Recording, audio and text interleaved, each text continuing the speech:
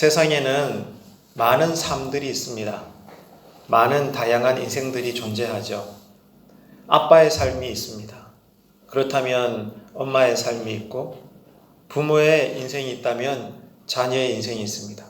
또 누군가는 한평생 직업군인의 삶을 살고, 또 누군가는 정치의 삶을 걸어가고, 또 누군가는 평생토록 책과 씨름을 하는 학자의 삶을 걸어갑니다. 오늘 예배 드리시는 우리 성도님들께서도 한 분 한 분의 인생살이가 다 있을 겁니다. 그렇다면 이렇게 생각을 해보십시다. 신자의 삶은 어떤 것일까요? 군인의 삶이 있고, 정치인의 삶이 있고, 또 연예인의 삶이 있고, 학자의 삶이 있고, 교수의 삶이 있고, 학생들의 삶이 있다면 저와 여러분은 신자인데 성도의 삶, 그리스도인의 삶은 한마디로 어떤 것일까? 그것은 이번 주 주보에도 그 제목이 실려 있듯이 제단을 쌓는 인생이라는 겁니다. 해서 오늘부터 시작되는 이 본문을 가지고 대략 3주 정도 우리가 이 말씀을 상고하고자 하는데, 신자는 뭐니 해도 제단을 날마다 쌓아가며 살아가는 인생이다. 이렇게 우리가 이해를 할 수가 있겠습니다. 그래서 오늘은 그 첫 시간인데요. 우리가 인생을 살아가면서 우리가 살아가는 이 생존의 문제에 있어서 절대적으로 필요한 것이 있다면 크게 세 가지를 기본적으로 생각해 볼 수 있습니다. 여러분이 오늘 또 살아내셨고 내일 또 살아내야 되고 주님 앞에 설 때까지 아무튼 우리는 이 땅에서 살아야 되는데, 생존의 문제에 있어서 꼭 필요한 기본적인 세 가지는 어떤 것이 있을까요? 첫째는 옷이 있어야 됩니다. 우리가 옷을 벗고는 살 수가 없지 않습니까? 저마다 옷에 대한 선호도는 다 달라도 아무튼 사람은 옷을 입어야 됩니다. 입을 옷이 필요하고요. 또 뭐가 필요하죠? 오늘 여러분 맛있는 식사는 다들 하셨습니까? 먹을 양식이 꼭 필요합니다. 서양인이든 동양인이든 누구든지 간에 먹지 않고서는 살 수가 없습니다. 옷이 필요하고 양식이 필요하고, 그리고 또 뭐가 필요하죠? 비가 오면 비도 피해야 되고, 바람이 불면 바람을 막아줘야 되는 집이 있어야 됩니다. 옷과 양식과 집, 이것은 남녀노소를 불문하고 누구에게나 꼭 반드시 있어야 될 생존을 위한 도구들입니다. 그래서 이것을 한마디로 우리는 의식주라고 이야기하죠. 그렇다면 이 질문을, 우리가 생존을 위해서 꼭 필요한 것들이 뭐가 있을까라는 이 질문을 오늘 본문에 등장하고 있는 아브라함에게 묻는다면 아브라함은 어떻게 답변했을까요? 믿음의 조상, 하나님께서 세우신 이 귀한 믿음의 선진 아브라함에게 생존에 필요한 것들, 당신에게는 뭐라고 생각하십니까? 라고 묻는다면 아브라함은 이렇게 답변했을 겁니다. 첫째는 제단입니다. 그리고 둘째는 장막입니다. 이렇게 답변을 했을 것 같아요. 그래서 오늘 본문에 보게 되면 아브라함은 7절에서도 보십시오. 제단을 쌓았다. 그리고 8절에서도 제단을 쌓았다. 이렇게 성경은 증언을 하고 있습니다. 자, 그렇기 때문에 먼저 장막을 생각을 해 보십시다. 자, 여러분, 오늘 본문에서 표현하고 있는 이 장막, 자, 아브라함은 제단도 쌓고 장막도 쌓았는데, 자, 여러분, 이 장막이 뭘까요? 아브라함이 구약 고대 시대 때 중동 지방에 살았거든요. 중동 지방에서 일시적으로 설치했다가 또 접었다가 또 펼쳤다가 접었다가, 그러니까 항상 세워진 집이 아니라 일시적으로 만들었다가 또 접었다가 이런 식으로 일시적으로 주거용을 위해서 펼치는 큰 텐트입니다. 요즘 말로 이야기하면 텐트예요. 두터운 텐트입니다. 이것이 오늘 본문에서는 장막이라고 기록되어 있는 겁니다. 왜냐하면 아브라함이 살던 그 시대, 아브라함도 마찬가지지만 그들의 삶은 어떤 것이었습니까? 한 곳에 그냥 정착을 해서 5년, 10년, 20년, 30년 사는 것이 아닙니다. 대부분 사람들이 양떼를 쳤어요. 목축업을 했습니다. 그래서 이 양떼를 끌고 여기저기 돌아다니는 유목 생활을 했던 겁니다. 그러니까 늘 가는 곳곳마다 이제 저녁쯤 되면 또 하룻밤을 자야 될 천막을 쳐야 되는 거예요. 그래서 며칠을 또 잠을 자고 나면 그 청막을 거두어서 또 새로운 풀이 있는 양떼들을 먹여야 되니까 또 이끌고 가다가 또 좋은 들판에 몇 날 며칠을 쉬려고 또 접었던 텐트를 펼쳐서 또 장막을 만들고 이런 삶을 유목생활의 삶을 살았던 것입니다. 그런데 믿음의 조상인 아브라함은 그 당시에 여러분 아시는 것처럼 이미 상당한 부자였습니다. 상당한 재물을 갖고 있는 부자였던 거죠. 이 말은 아브라함이 원했다면 일시적으로 치는 텐트 장막이라고 해도 아주 가진 재물이 많기 때문에 어떤 일반 주택 수준에 걸맞을 정도의 고가의 장막을 쳤을 가능성이 높습니다. 왜? 가진 것이 많으니까. 수많은 짐승들을 걷어먹이는 유목생활을 한다 하지만 워낙 가쁘기 때문에 텐트라도 그냥 다른 사람들이 치는 그러한 텐트의 장막이 아니라 아주 휘황찬란한 아주 삐까뻔쩍한 호텔과도 같은 그러한 장막을 쳤을 법도 합니다. 그런데 성경을 가만히 읽어보게 되면 아브라함은 늘 허술한 장막을 펼치고 치는 것으로도 만족을 한 것처럼 보여집니다. 상당한 가쁜데도 불구하고 고가의 어떤 그런 장막을 가지고 누리는 삶이 아니라 가진 것 없는 사람이 대충 하룻밤 그냥 바람 막으려고 쳐놓고 자는 수준 정도의 그 정도 장막을 가지고 있는 것만으로도 엄청난 재물을 갖고 있는 아브라함은 만족했던 것처럼 여겨진다 이겁니다. 이게 상식이 안 맞는 거예요. 그럼 왜 그렇게 했을까? 그 이유가 뭘까? 성경이 해석을 합니다. 그래서 믿음의 장으로 유명한 히브리서 11장은 여기에 대해서 이렇게 해석을 하고 있습니다. 성경을 한번 찾아보십시다. 신약 성경 히브리서 11장입니다. 히브리서 11장 9절로 10절 두 구절 말씀 보시겠습니다. 믿음으로 그가 이방의 땅에 있는 것 같이 약속의 땅에 거류하여 동일한 약속을 유업으로 함께 받은 이삭 및 야곱과 더불어 장막에 거하였으니 이는 그가 하나님이 계획하시고 지으실 터가 있는 성을 바랐음이라. 아멘. 자, 여러분 두 구절을 읽으셨는데 여기에 그 이유가 나옵니다. 그 당시 엄청난 부자의 삶을 살았던 아브라함이 왜 허술한 현재의 장막 생활에 만족을 했는가? 하나님이 나를 위해서 영원히 예비하실 천국이 있음을 바라보았기 때문에 이 땅에서 2층 3층이 되는 집이든 초가상간의 집이든 아주 수천만 원짜리의 장막이든 20만 원짜리의 얇은 그런 텐트의 장막이든 아브라함에게는 아무런 문제가 되지 않았던 것입니다. 왜요? 장차 다가올 뭐를 바라봤으니까? 천국을 바라봤으니까.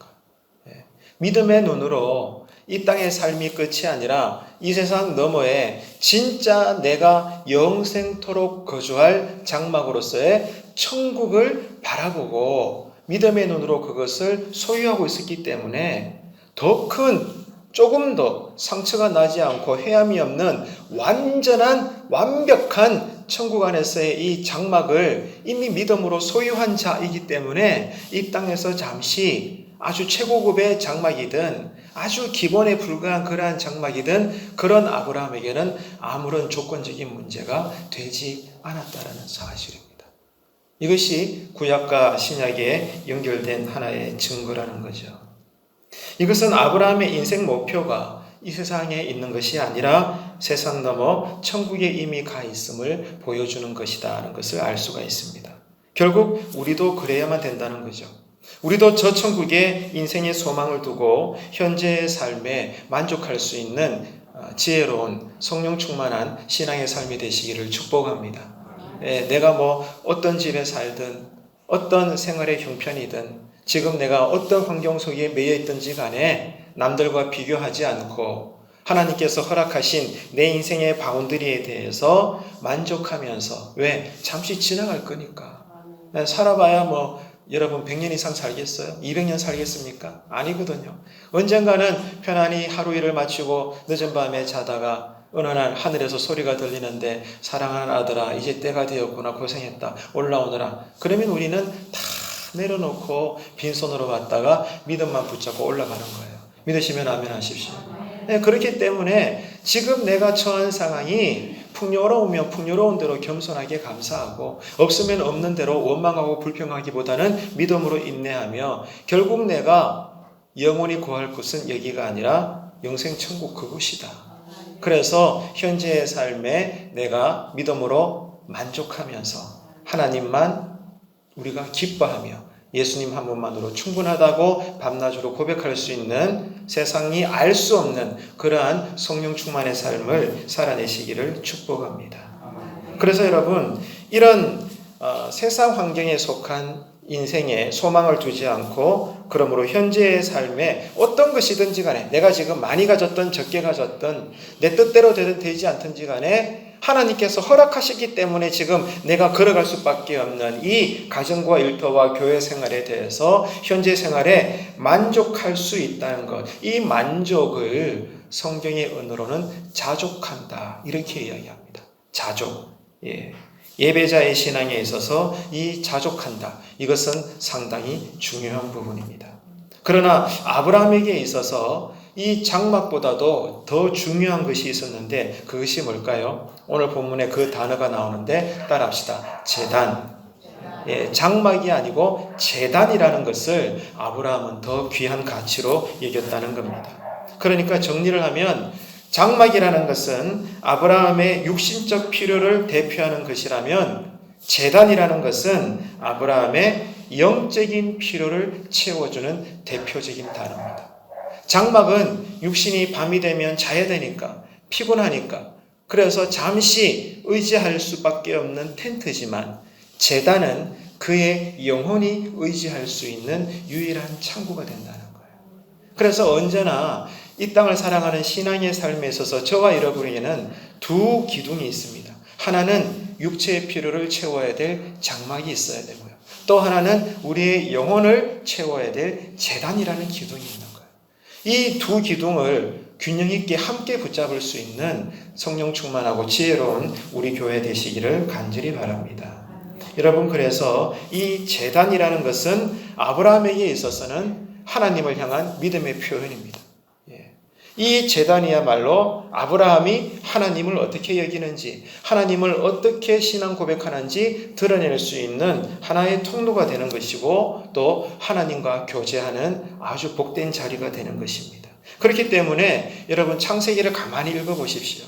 여러분 창세기를 읽어보면서 아브라함의 이야기를 계속 훑어 지나가다 보면 특징이 있어요. 아브라함은 가는 곳곳마다 뭐 했을까요? 제단을 쌓았습니다. 이게 아브라함의 인생의 특징입니다.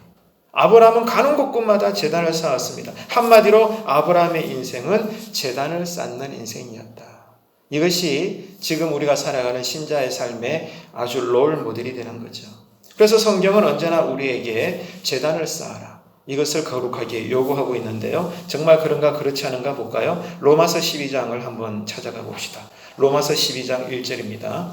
로마서 12장 1절. 그러므로 형제들아 내가 하나님의 모든 자비하심으로 너희를 권하노니 너희 몸을 하나님이 기뻐하시는 거룩한 산 제물로 드리라. 이는 너희가 드릴 영적 예배니라. 아멘. 정말 그렇습니다. 여러분 이 말씀처럼 우리가 예수님을 믿고 난 이후에 오늘 이 시간에 이르기까지 얼마나 많은 예배를 드립니까? 지금도 수요 예배에 참여하고 계시죠. 주일 오전 예배, 오후 예배, 또 새벽 예배, 기타 많은 예배들을 다른 민족과는 너무나 비교될 만큼 우리 한국 기독교 신앙은 많은 그러한 예배를 드리는 인생을 살아가고 있습니다. 왜 이렇게 예배가 필요할까요?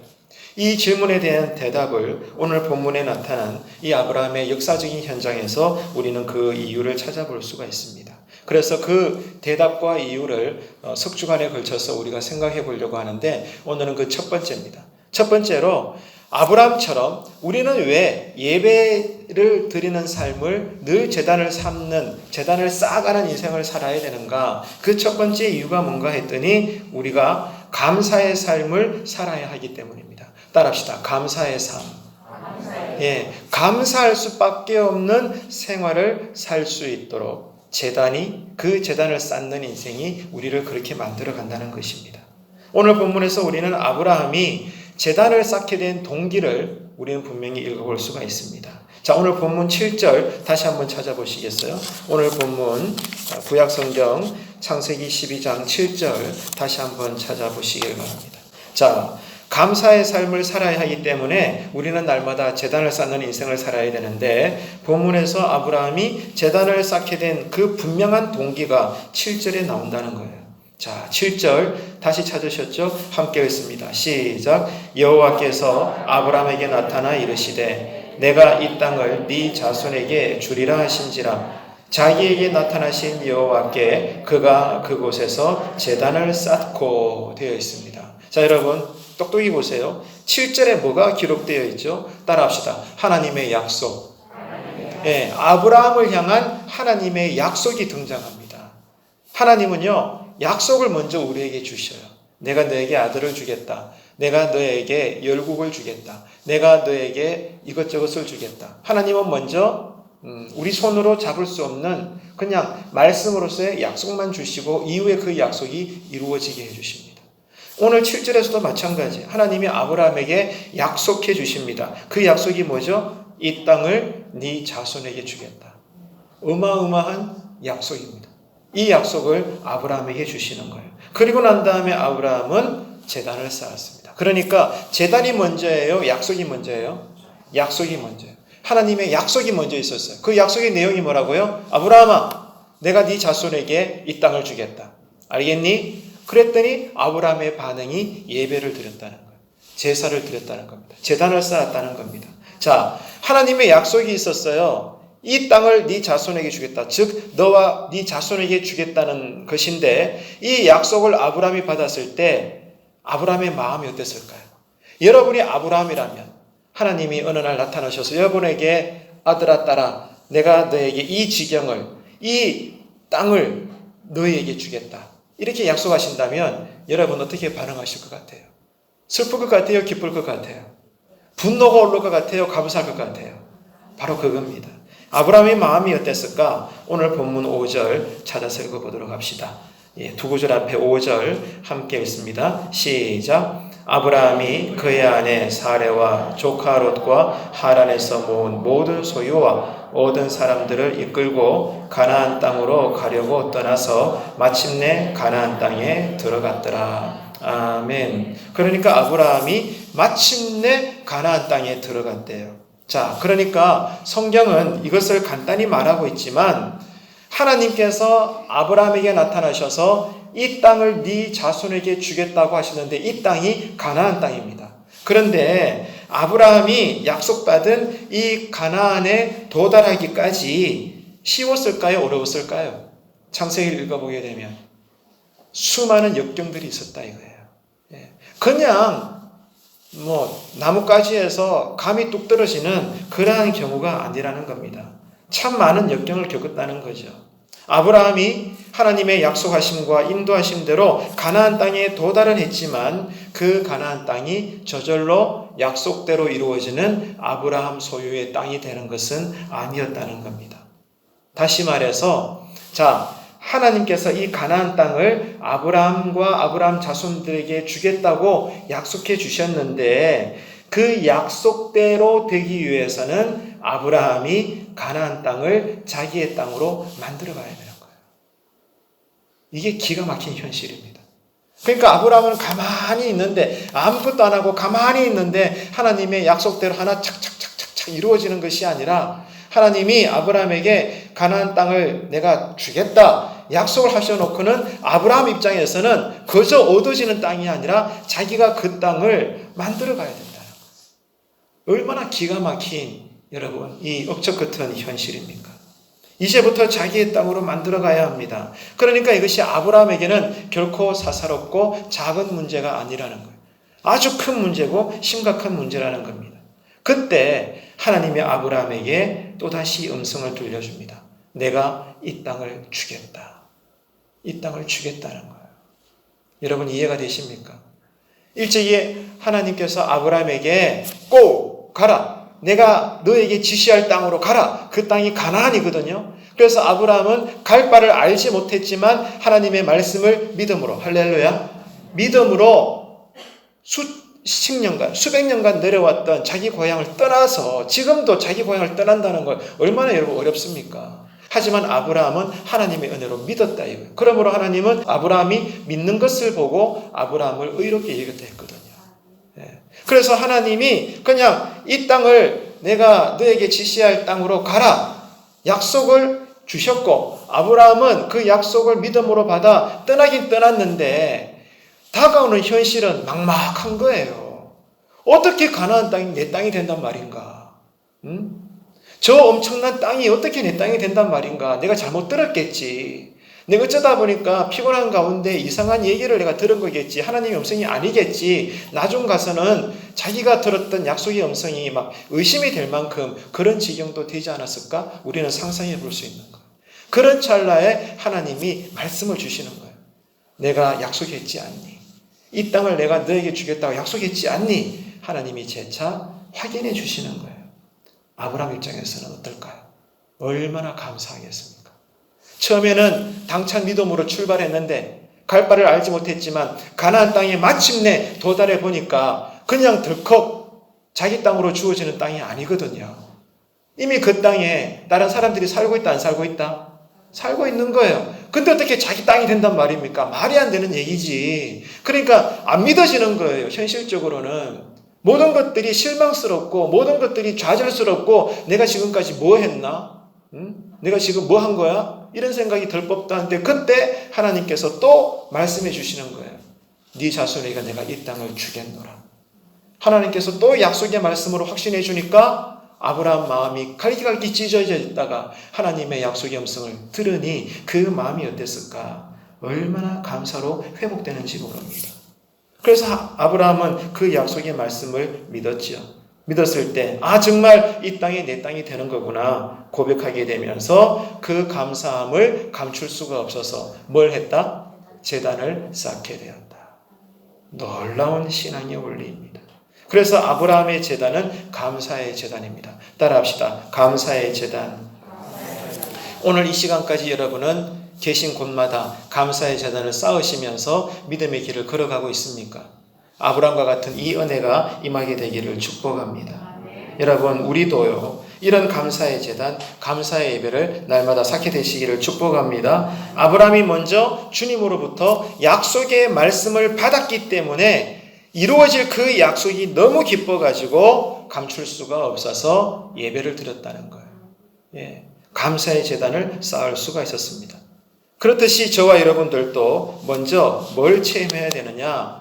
깊은 예배의 은혜를 체험하게 되시기를 축복합니다. 내가 교회를 위해서 뭐 해봐야지. 내가 정말로 성도들을 위해서 뭐 해봐야지.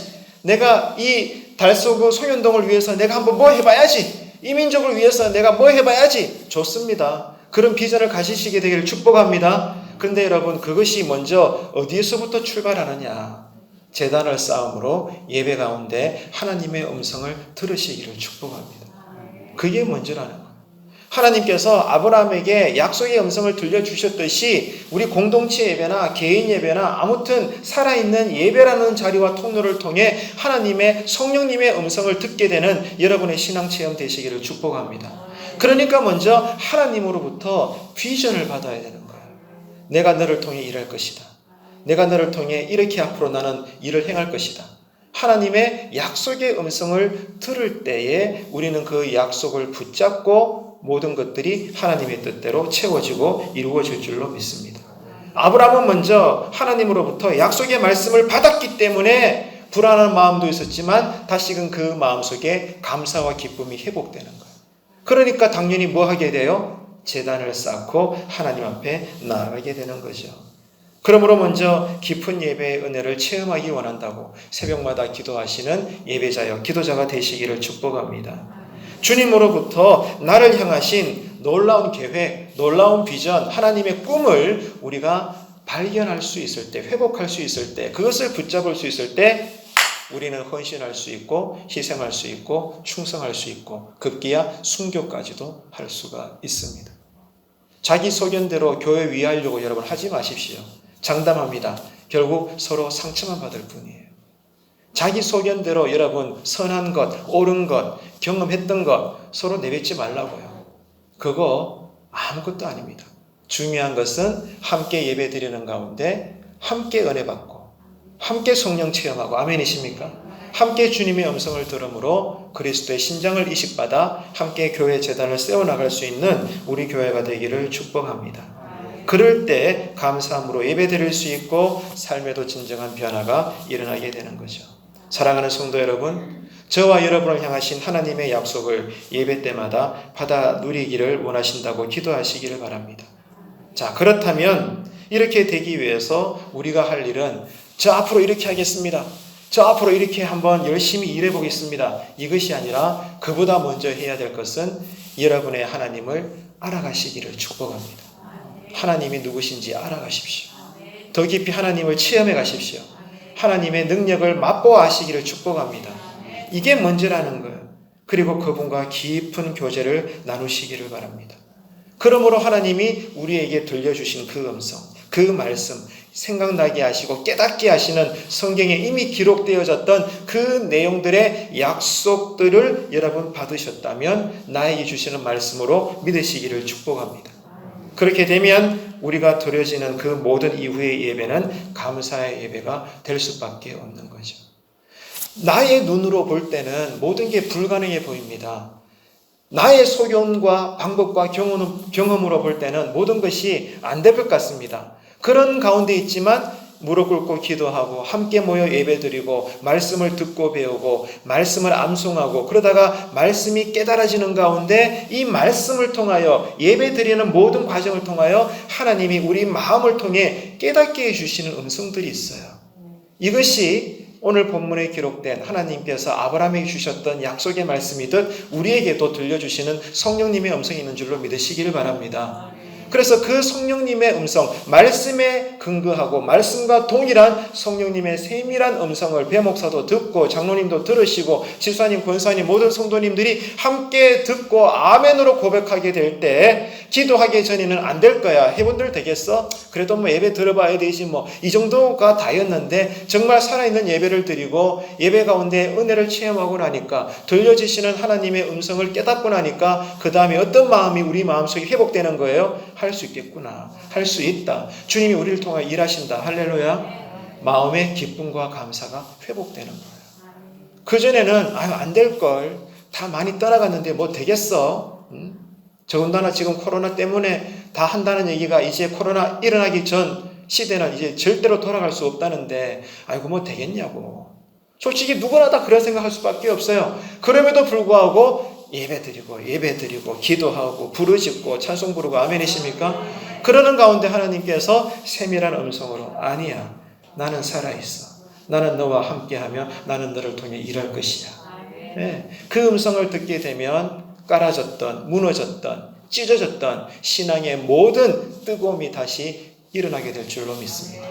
그렇게 되면 우리가 할 수 있는 것은 하나밖에 없죠. 감출 수 없고 숨길 수 없어서 하나님 아버지 감사합니다. 영광 받으소서. 예배드리고 그리고 난 다음에 하나님께서 우리를 통해 일하실 줄로 믿고 크든지 작든지 많든지 적든지 우리 모습 이대로 각자의 자리에서 최선을 다하는 것. 희생하고 헌신하고 충성하는 것입니다. 이런 아브라함과도 같은 날마다 제단을 쌓는 인생이 되셔서 우리에게 허락하신 장막은 보잘것없을지라도 거기는 자족하시고 어떤 형편에서도 제단을 쌓는 인생에 목숨을 걸고 거기에 늘 승리하셔서 하나님께서 여러분을 통해 우리 교회를 통해 여러분의 가정을 통해 크게 들어서시는 신앙의 모든 자리가 되시기를 주님의 이름으로 축원합니다. 기도하시겠습니다.